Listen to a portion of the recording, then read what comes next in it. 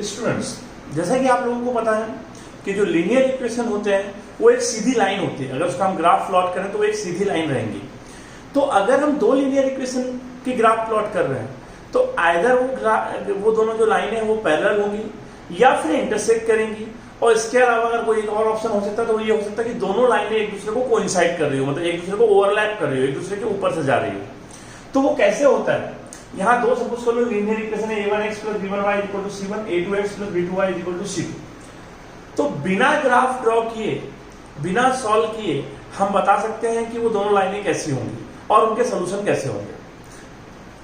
अगर दोनों जो लाइन है उनके कोएफिशिएंट के हमको रेशोज निकालने पड़ते हैं, x, y और कांस्टेंट टर्म, उनके रेशोज निकालने पड़ते हैं। तो अगर x के कोएफिशिएंट और y के कोएफिशिएंट का ratio a1/a2 is not equal to b1/b2, equal नहीं है, x और y के कोएफिशिएंट का रेशो इक्वल नहीं है। इसका मतलब होता है कि उसको अगर ग्राफ पे प्लॉट किए, उसका ग्राफिकल रिप्रेजेंटेशन अगर देखे तो वो दोनों लाइन इंटरसेक्ट कर रही होंगी। वो दोनों लाइन एक दूसरे को क्या कर रही होंगी? इंटरसेक्ट कर रही होंगी। और अगर दोनों लाइन एक दूसरे को इंटरसेक्ट कर रही, इसका मतलब है it has exactly one solution. वो दोनों लाइन का सिर्फ और सिर्फ एक सोल्यूशन होगा, क्योंकि सोल्यूशन का मतलब होता है दोनों लाइन का कॉमन पॉइंट। मतलब वो दोनों लाइन के कॉमन पॉइंट कितने होंगे? सिर्फ एक पॉइंट होगा, उसका सिर्फ एक सोल्यूशन होगा, यूनिक सोल्यूशन। क्लियर? अब जब a1/a2 is not equal to b1/b2 तो there is no need to find out whether it is equal to c1/c2 or not equal to c1/c2। Clear? अब देखिए, अगर दोनों इक्वेशन की सारे रेशो इक्वल है, a1/a2 is equal to b1/b2 equal to c1/c2, मतलब x और y का कोएफिशिएंट और कांस्टेंट टर्म सारे इक्वल है, इसका मतलब यही होगा सिर्फ और सिर्फ कि वो जो दोनों लाइनें हैं वो एक दूसरे को कोइंसाइड कर रही हैं, एक दूसरे के ऊपर से जा रही हैं। और जब वो एक दूसरे के ऊपर से जा रही है, एक दूसरे को कोइंसाइड कर रही है, इसका मतलब क्या होगा?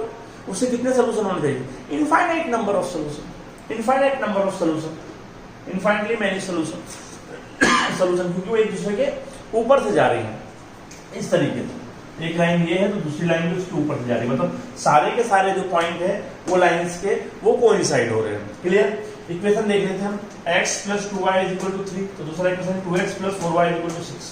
आप देखोगे 1/2 1/2 1/2 आएगा रेशो, 2 से मल्टीप्लाई किया मैंने तो ये मिल गया, 3 से भी मल्टीप्लाई करोगे एक इक्वेशन मिल जाएगा, 4 से मल्टीप्लाई, उनके सबके आप जब ग्राफ बनाओगे तो ग्राफ एक के ऊपर से ही जाएंगे, कोइंसाइड करेंगे। अब आप जब प्रैक्टिकली करके देखोगे तब आपको समझ में आएगा।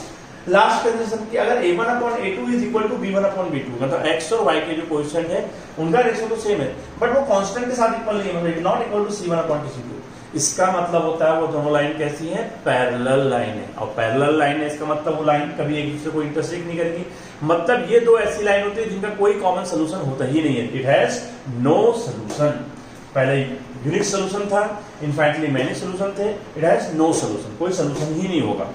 जनरली जो पैरेलल लाइन होती है उसके इक्वेशन इस तरीके के होते हैं कि कांस्टेंट टर्म डिफरेंस रहते हैं, x और y ये पूरा एग्जैक्टली सेम भी हो सकता है और लाइक दिस रेशो इक्वल भी हो सकता है। इवन का रेशो निकालो तो इक्वल आएगा 1/2 1/2, बट कांस्टेंट का रेशो 1/2 नहीं आएगा, because b1/b2 is not equal to c1/c2। Clear? समझ में आया? ये चीज आपको प्रॉब्लम सॉल्व करते टाइम बहुत काम में आएंगी।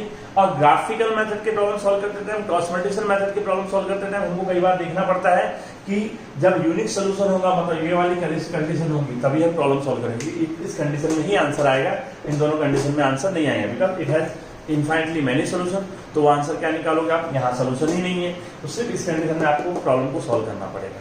ठीक है, थैंक यू।